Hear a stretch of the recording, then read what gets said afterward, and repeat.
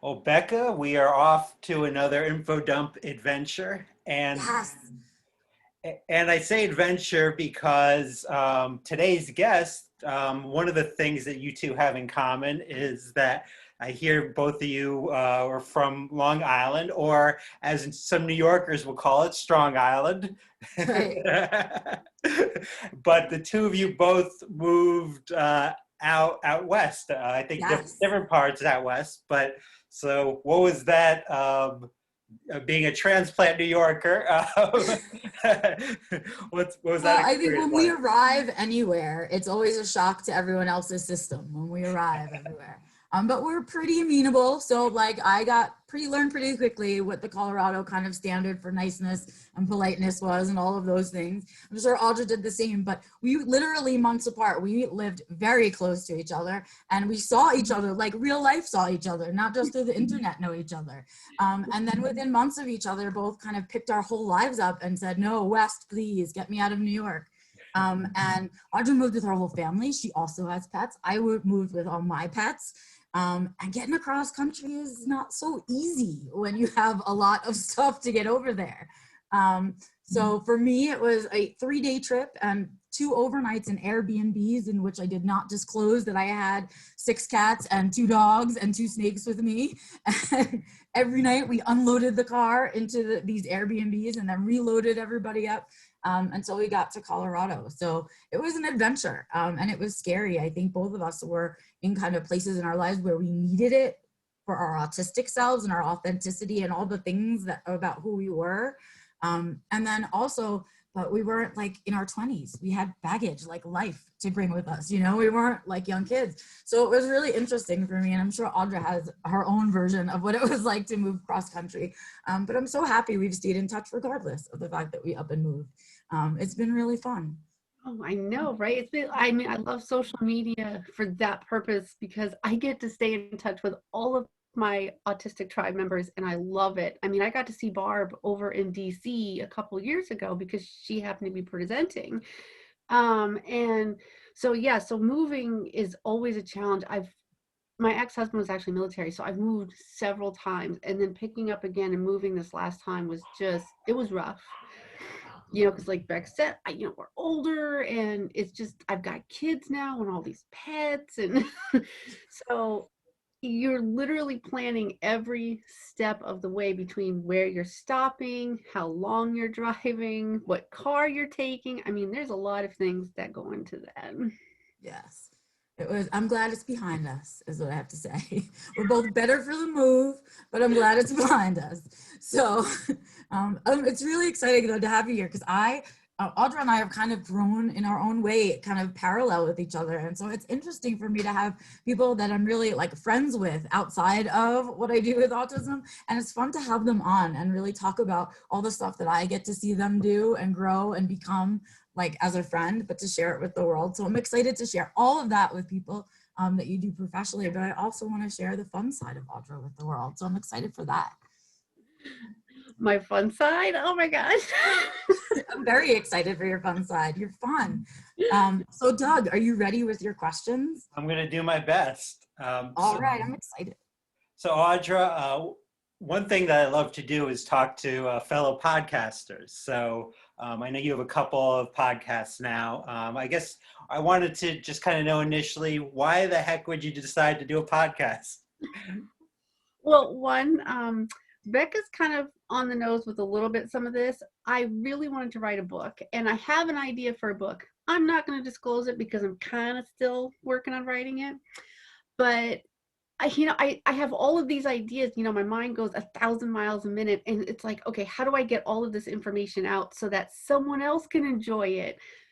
Okay, I can talk, I can get it out that way, I can write it, but writing takes me a long time. So I can speak, it's not great, but I got a good comedy act, so like I can work with the entertainment and that's how I decided to hook up with my producer and we decided to move forward with this Autistic Artists. I'm really excited about it. I have enjoyed it so much and I'm meet. It's such a weird thing to say this, but I am meeting people on your podcast that I probably otherwise wouldn't know about, right? And that's why I love it, because I think a lot of us are introverted, and I think probably our artists are the most introverted. So we don't necessarily hear from them a lot. And it's really fun to kind of experience all the different versions of art through that podcast. So yeah. Yeah, I think that the one thing that the autistic community really wants to express to others is that, hey, we're fun and we can create art. We're more than just that stereotype of math and science for that savant or logical thinking. We have so many emotions and creativity, and it just comes out maybe sometimes in a different way, and we can express it through photography, through painting, watercolors, through writing, through, like I said, comedy or acting. I mean, it really comes out in so many different ways. And how can people that haven't listened to the podcast yet listen to it? My producer, Suitman Productions, posts all the videos on YouTube and through Facebook and through iTunes podcast and through the Apple. Basically anywhere you can get a podcast, he posts it there. And you also have another podcast, Dating with Disabilities podcast. I believe is it the second one that's coming up? Yes, we just started that one. Again, a need for the community. So those taboo subjects that, again, no one really likes to talk about, which is, sexual relations and dating and relationships in general and sexuality, because we talk about a lot of people who are autistic tend to be in the LGBTQAI community as well. And so that is an outlet for us to talk about. And not only do we have autistics on that show, but we have people with physical disabilities. And so we discuss lots of things like sex swings and different toys and mechanisms and how that all plays into your life. That's awesome. I mean, because these are all the topics, right? These are all the areas where autistics are not normalized, right? Where people don't expect to see us. They don't expect to see us. They don't expect to hear us talking about it for sure, right? And that kind of thing. And so I love that those are the areas you're touching on, because it's so important, I think, for the understanding of autistic culture, to understand we are full, like 360-degree people, right? We have many aspects. It's not just about our autism, and that we do have relationships, friendships, all kinds of relationships. And so I love that. And I love that, like, normalizing the talk about using toys, using anything, using supports that you need in the bedroom, right? And just normalizing that as a conversation. Like, where else do people get to talk about it or get information on it, right? If you are someone who's in that situation. So I love it. I'm so excited about both these things. I could jump out of my own chair. Right. And there's a fine line, because I'll tell a small story. Like the other day, I happened to be getting a certain something, I won't say, but I did have a reaction to this. And because I have epilepsy, another disability on top of everything. And so I ended up in the pharmacy, and I had a seizure and I passed out and I was on the floor. And so it's really hard as a significant other to witness this in your partner, having the paramedics called. And so that needs to be talked about as well. Having your significant other witness this, and how do you still stay in that loving sexual relationship when you just witnessed them fall on the floor? Right. It's just not sexy. Is that what you're trying to say? Right. Exactly.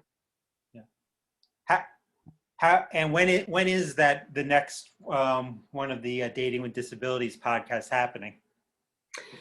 Everything is actually coming up this weekend. You picked a perfect time. April 3rd, this Saturday, is Autistic Artists at 8 p.m. Pacific Standard Time, and that will be with someone that is special to me as well, Jen. Yay. I know, I'm so excited. And then Dating with Disabilities will be on Sunday at 12 p.m. Pacific Standard Time. Now, for those that are trans, that is a transcontinental one. So it is based also in UK. So there is a time difference. If people aren't able to catch that live, is there going to be a recorded version of this? Everything is always recorded, and everything will always be uploaded. The full version of the YouTube video will be uploaded to YouTube through Suitman Productions. Everything goes through my producer. I am thankful for him. He's a wonderful person. And then all the audio and everything will come later after it's edited. So other than podcasting, what are your special interests? Oh boy. So other than work, let's talk about my actual special interests. Yes. Because I think we tend to focus a lot on work because we get into our advocate selves. So Right. I love nails. I love doing my own nails. I love makeup. So I love the idea. Again, that's where my creative side will come out, because I love to do like little different ideas with the makeup. I listen to music like on full blast, and I have no idea why, since I'm so sensitive to hearing. I read a lot. And part of my special interest is actually reading to the point where I stim and I'm just reading, and I don't even know if I'm comprehending it. I'm just reading to read. Right. And my other favorite thing, watching TV shows. But I have to watch my TV shows over and over and over again. Yes, comfort. I know. Definitely. So, Well, let's start with the nails and makeup, because this is yet another thing. Audra and I share many things in common, but we don't know it until one of us posts about it or says something about it. And then I go, no way, that too, right? So here's a real shout out on the nails and makeup. So I started doing my nails mostly because I moved up to the mountains, and I have no one to do them up here. There's no place to go. But the other thing is that I'm really bad with fine motor coordination. That's a really bad part of my dyspraxia. And it's one of the ways that I really get to practice, right? Because it's like really focused situation. But it's also one of the ways I get to do color, because I'm not comfortable wearing colorful clothes, but I can do it on my nails. Same thing with makeup. I'm not really a big makeup person, but I love the idea that something small about the way that you do it can change the whole situation. And so I'm fascinated by it. But here's the kicker, Doug. You ready? Audra and I both love true crime stuffs. So we both out that we both watch the same YouTuber who talks about true crime while doing her makeup. Okay, so we both watch her, and I think that's so crazy that all of these things came together. And then Audra posts about it. I'm like, oh my God, you too? Because that's like guilty pleasure that I watch that stuff, right? Oh, it's so funny. But that's the kind of thing that I love about like shared special interests, because all of a sudden there's this whole, oh, now if I want to talk about that stuff, I know exactly who to message, right? And I could have hours of conversation. oh, I did forget about that, because my other special interest, see, I forget all these things because, I don't know if anyone else who's watching this who's not autistic. So with the brain, your special interests come in and out, like you recycle through them. And so one of mine is paranormal activity. Like I love ghost hunting and all that other stuff. And that was one of the other shared interests that we had. She loves watching ghost adventures. Such a guilty pleasure too. Because half of my brain doesn't believe it, and the other half of my brain is like, oh yeah, I know. Now I saw some evidence. Like, so that's very funny. But it's crazy how that experience of a shared special interest with someone can it just changes your relationship, and the conversations become so easy when you share things like that. So that's awesome. All right, I'm ready for Doug's next question. I'm going to shut up now. Okay. With ghost shows, will you ever watch a ghost comedy show? A ghost comedy? Okay. What? I would. So like, are you saying like, okay, so this is a very vague question. Are you saying that the comedy place is haunted where the comedians are performing, or would I ghost hunt a comedy place? Or are the ghosts the comedians themselves? Is that the point? Well, there's a show on HBO Max called Ghosts. and it's a show about a haunted house. Um, Oh, so yeah, so there's like there's ghosts from like all different periods in history in the show. I would oh, certainly go on that show. If they want to invite me, I am more than happy to go ghost hunt. right? That's funny. So what kind of music are you into? It's weird. I have a variety of music. And it's not dependent on my mood, which is odd because a lot of people get enjoyment out of music based on mood and I guess all of that's like an emotional regulation thing. Mine is based on how my body feels. It's not so much my mood, it's my body. So if I have to stim a lot, like if I'm in a very stimmy mood, so I'll stim dance, I need to listen to like Eminem, or something that'll keep my beat up so I can dance. Mm. And I'll listen to like 2 or 3 songs over and over and over again. Um, I get into a lot of pop music, rock music. Sorry guys, I know some are listening and are gonna not like me for it, but I am not a country person. No country. I don't care what it is. Very hard to dance to country music. Can't do Yeah. it. You can't really Yeah. stim country music. It's not a good one. No. Yeah, I'm very much into rap though. And I'm very much old school. I like Snoop Dogg, Dr. Dre, all those other ones. Yeah. It's interesting that you mentioned the thing about the loud music and being sensory sensitive. I am the same way. Like if I'm in my car, I will blast out everybody who is in the car with me and next to me, in front of me. I just really like, and I wonder if it's because it almost blocks out everything else. So even though it's really loud, it's just the only input. It's like that's what's coming in. And there's something about that that I really do love. But I am also like that. I like rock concerts too. Like I like to be in and hear live music for the same reason, I guess. But I am otherwise really sensitive to noise. And it's funny you mentioned that because based on what I do and where I've studied, so I'll get a little bit technical with you guys here. So the brain does have a filter for incoming information, which is everything on the outside. I have noticed through experience, not research, that autistics tend to not have that filter. So it's almost like they're just getting all this information all at once. So we have to practice our own filter. The way to do that is to have one incoming stimulus that blocks out everything else. So, you tend to choose. Right. Yeah. So people tend to choose that loud music. For me, that's what it is. I have a student who actually loves smells, and so his is he will smell stuff, and that's his favorite, to block out everything else. Oh, yeah. Yeah.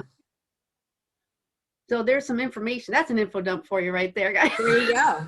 But it's true. And you just instinctively do it too. It's not about like a really conscious decision. Oh, I need to block everything out. Let me turn up the music. It's not like that. It's like you instinctively go to do it. Yeah, it's I think like that's interesting. it's almost like an involuntary reflex. I can't prove it with science, but that's how I describe it. How much do you read? You said you read a lot. Oh boy, I have a whole library. So in my living room, I actually have built-in shelves with all of my books. And I read every day. Every day I'm reading something, whether it's my magazine subscriptions. I read a lot about my therapy work just to stay current. And so I tend to read a lot of, all those books, stuff that I get. All nonfiction. I'm just not a fiction person. That's interesting too. Yeah, Mhm. I think a lot of us are mixed on that topic because some of us can really only enjoy nonfiction, and some of us the opposite and I can do both. I'm an ambi reader. I don't know what else to call it. But I choose them for different reasons. There are days when I'm feeling really grounded and really focused and really well and charged up. And those are the days I can do the nonfiction stuff. On days that I feel spoonless, I need someone to tell me a story. Like I can't really process the intellectual part of it. So it's interesting. Wow, these are interesting thoughts that I will continue to think about when I am done with this. Go ahead, Doug. For me, I can't do the fiction because I can't focus long enough. Oh, I'm so envious of people that can actually read an entire book. That's why I just do the nonfiction, kind of like you, Audra. Like I just oh, focus. that's so interesting. Has Yeah. that always been for you, Doug? Like always since you were a kid, have you always just not? Honestly, it's gotten worse over time. Like as a kid and in like college and like after college, I got into like philosophy and stuff like why I exist and all those things, and I never found the answers. But ever No. since then, like I can't get like I can't like if I read like 10 pages in a fiction book, it would be like in one day, it would be like a tremendous victory. That's so interesting to me. Yeah. It's fascinating because I don't know, maybe we all read from different spaces. That's the other thing. Like, I don't know, I had some people talk about how, there's an interesting conversation about whether or not we have good or bad imaginations as autistics, and that some folks that struggle with imaginations struggle also with creative writing and reading fiction. Like that's the same kind of brain process, I guess. But I don't fit in that. And that's really frustrating. I never fit anywhere, damn it. It's really frustrating to me because I can't write fiction. Like, I don't know how, I struggle to write fiction. Like, I can't imagine it on my own, I guess, but I can imagine what other people are feeding me. But it's just so interesting to me that it's like a really, it's a big divide in our community in terms of what we do. So some of us are info seekers, so the reading comes from that place. Like I need all the nonfiction factual information that I can stuff in my brain, right? And for me, it's that sometimes, and for me, other times it's an escape. It's like watching a movie or something like that. It's interesting, Doug, can I ask, just because Sure. we go back to the creative imagination, like I can't write fiction either. I can't do creative writing. That's just not my thing, and I almost describe my brain like a Rolodex. If I have not seen it or imprinted it in my brain somehow, and I can't pull it up for later, then it's hard for me to imagine, which is why I love nonfiction, because I can read the article, the studies, the literature, and I can see it right there and I can, visualize it. So, Doug, is this the same for you? Like, do you have this pattern where it's hard to imagine? Yeah, I would say I think it is hard for me to imagine, or if or I imagine things, but I can't. Maybe also with my verbal ability that me and Becca have talked off info dump about is I feel like I have a lack of verbal ability, so which is a lack of details a lot of times, and sometimes people get frustrated with me if that makes sense. Right. Oh no. Like I could see the big picture great, but the details in the picture or the story are difficult for me. Mm-hmm. It's really interesting, isn't it? Yeah. Right. I mean, it's just, I think we haven't even begun to understand what our brains are all like, and like how much we really experience so much differently, right? Because okay, here's a philosophical conundrum. Because I was a philosophy major in college, that's where I fell into all of that. And so my whole thing, and I think what fascinated me about it was, how do we have these arguments if we're all seeing a different world, right? If we're all experiencing it differently. How do we argue about that the color green is a beautiful color if we're all seeing green differently, right? Or are we? Are we not seeing green differently? That was it for me. I was in the philosophy department for life on that question, right? And like that to me is just, it's mind-blowing to me that we make that assumption that you're seeing green and I'm seeing green and it looks the same to both of us, right? And I just think it's so fascinating that we have not explored those parts of our brains yet and what we have to learn in there.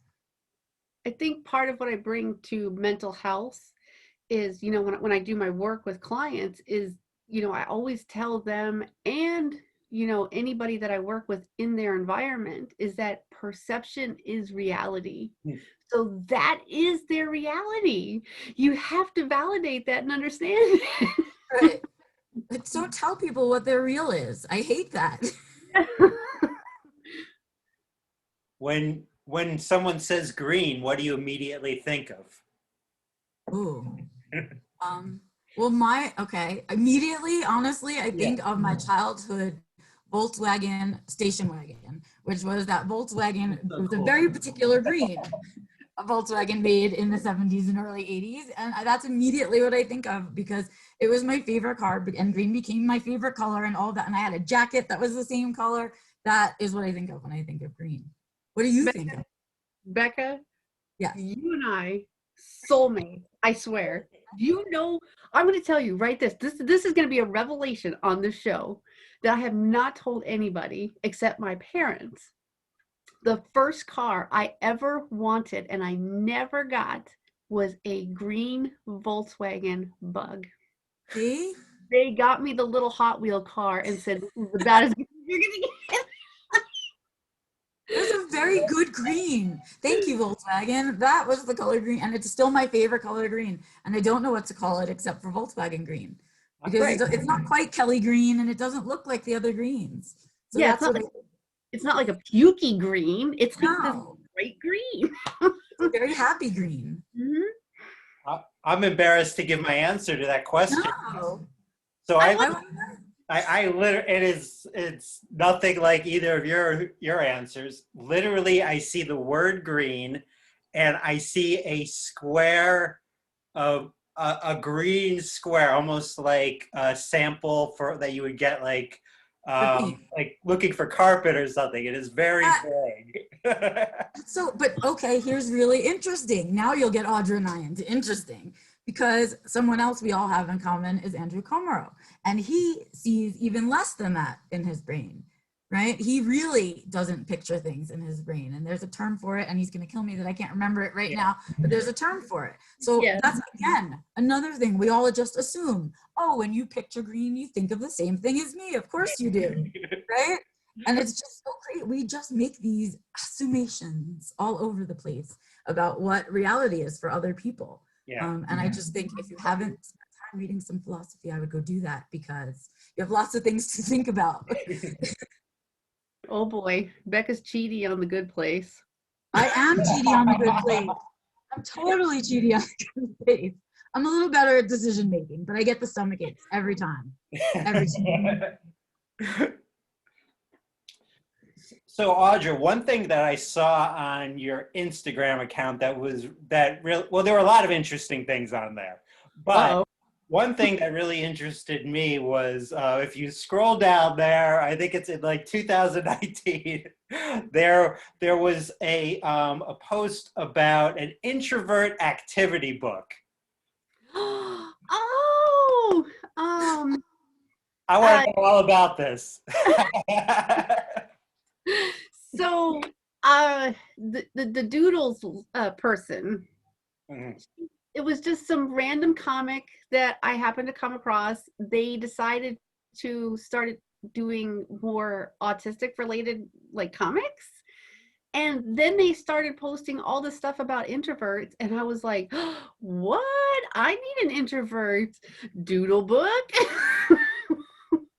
And so I don't use it that often anymore. I've been pretty busy. But during the year when I was at home, when I had like a period of time when I had about 3 surgeries all like in a row. And I tell you, it was a lifesaver because I got to sit and just go through my thoughts.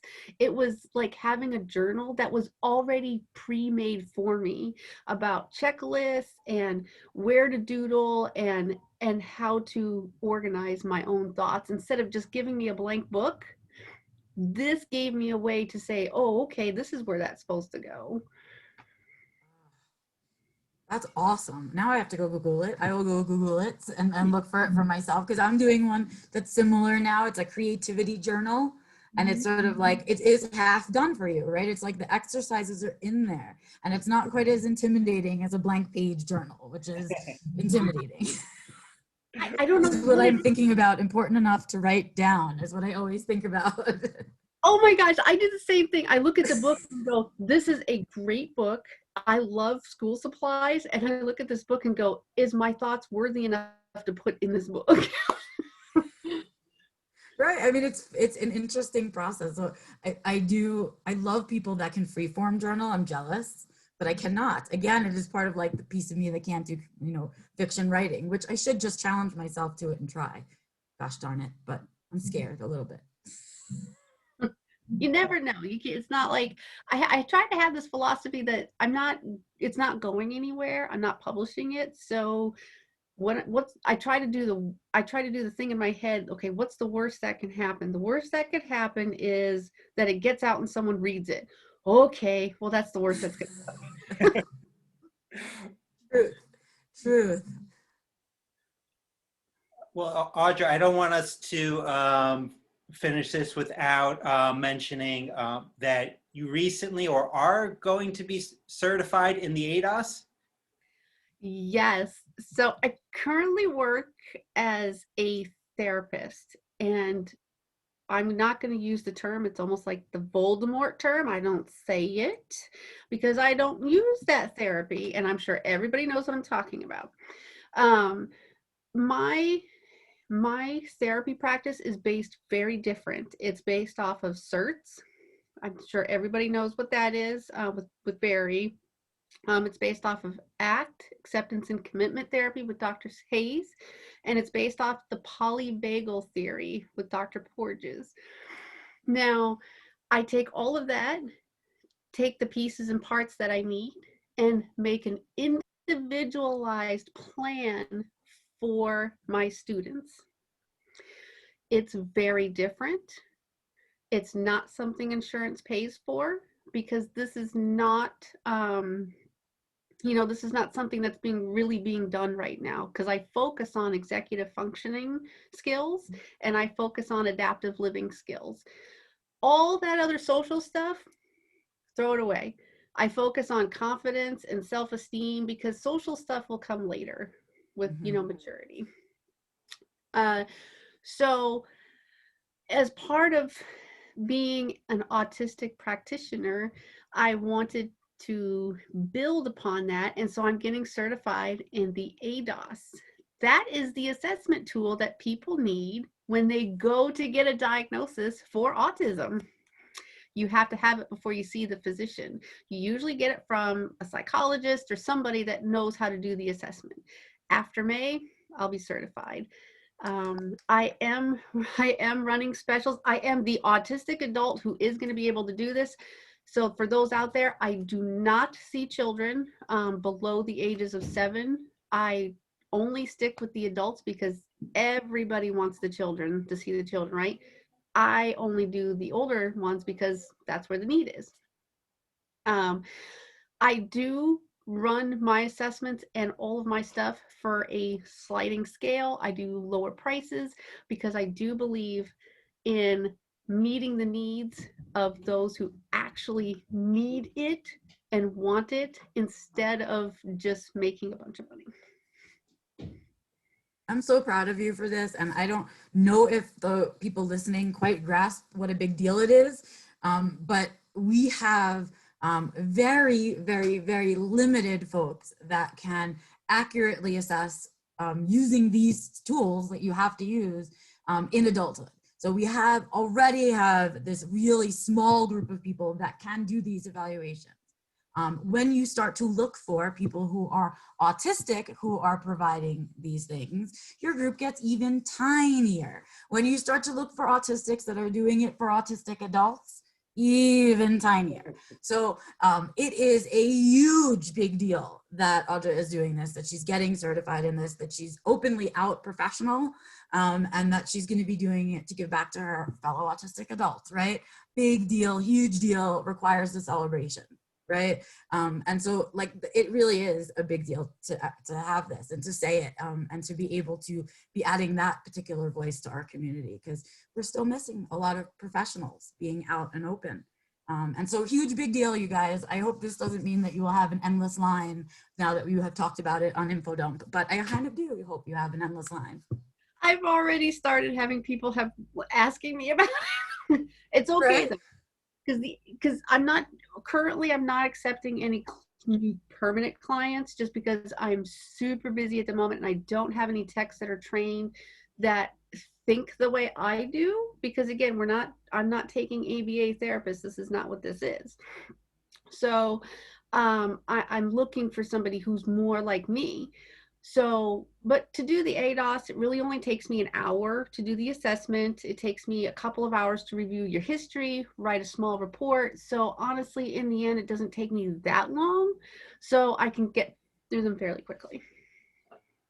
And that's a big deal too, because a lot of neurotypicals cannot get through it fairly quickly. Also, because really, a lot of people, they don't mind doing the testing part, but you wait forever for your report because they have to sit down and write this report that summarizes all of your test results and all of your history and puts it all together, right? And that's the part where you're always waiting, is for the report. It's like huge wait for the report, right? You're still going to be waiting on me because let me tell you, as being It's hard, right? it's hard to sit down and write. But I actually planned this time. I got a template in place before I started.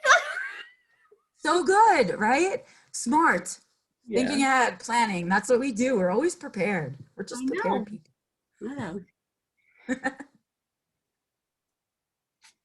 Well, I think it's come to the time of the show where called Inside the Autistic Studio, which is kind of based on our love of Inside the Actors Studio. So we have a questionnaire, 11 questions. Don't think too hard about this. I'm going to try not to. So the first question is, what are your pronouns? I am she, her, they. And what is your preferred STEM? Oh, that's a big one. I love to STEM dance. And I have, okay, so I'm going to be very open on this. So I have a blankie, a rainbow blankie that my mom crocheted for me 40 years ago when I was born. I still have that blankie. And what I do is I pull on the yarn and I twist it, and then I pull on my fingers to give that pressure. And so it prevents me from picking on my fingers. Mm. I love that feeling. Ooh, see, my fingers are tingling just thinking about it. What is your favorite curse word? Oh, my favorite curse word is fuck. Get out of here, man. I'm from Long Island. It's a classic. You can never go wrong with that. That's right. Who do you love and what are you doing about it? I love my son. That's as personal as I'm going to get on that one. I love my son, and we spend every waking minute together, basically. He goes to school at home, and I'm working from home most of the time, so he even comes with me sometimes to work. So, yeah. These next two are fill in the blanks. You may be neurotypical if. You play the worst social games ever and never tell the truth. It's true. True. You may be autistic if. You tell the truth and then get in trouble for telling the truth. Truth. What's something you want to learn or to be better at? I would love to learn how to paint. I would love to be creative in that way. There's paint by numbers. I would love to do freestyle, like, you know. Okay. Sorry. I'm not creative enough. I got it. All right.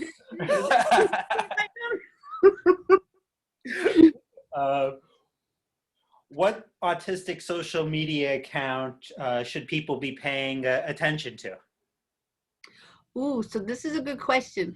There are so many out there because I have so many Autistic Tribe member friends, and I don't want to call out one person or another. So I would prefer not to answer that question, if that's okay. I would just say Google, when you're on Facebook or Instagram, please just use the word actually autistic or autistic and look for us that way. Yep. What's one thing in your routine you couldn't possibly live without? My coffee. I understand. There. Oh, and before we forget, can you just stand up and let people see your shirt? Of course, shout out to Suitman Productions. Yay! Shout out to my producer. Yay! Yeah. Dog, cat, or must I choose? Oh yeah, really, must I choose? I love all animals. If I could have a zoo at my house, I would. And and then the last question, what does autistic joy mean to you?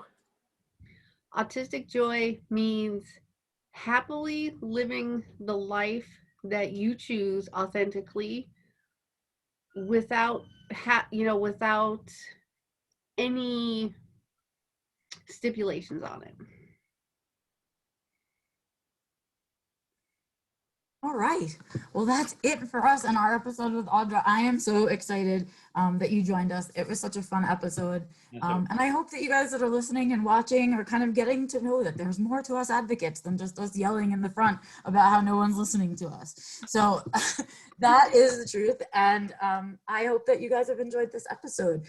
We will make sure to link to Audra's website. So anything that you want, you can find her and get in touch with her, as well as I will do try to find the link for Suitman Productions and stick that in so you can find all her podcasties and stuff. Until the next time, Doug. Yep. See you then. Look forward to it as always. Thanks, Audra. Thank you. Bye. All right. That was great. Yay. Thank you, Audra, so much.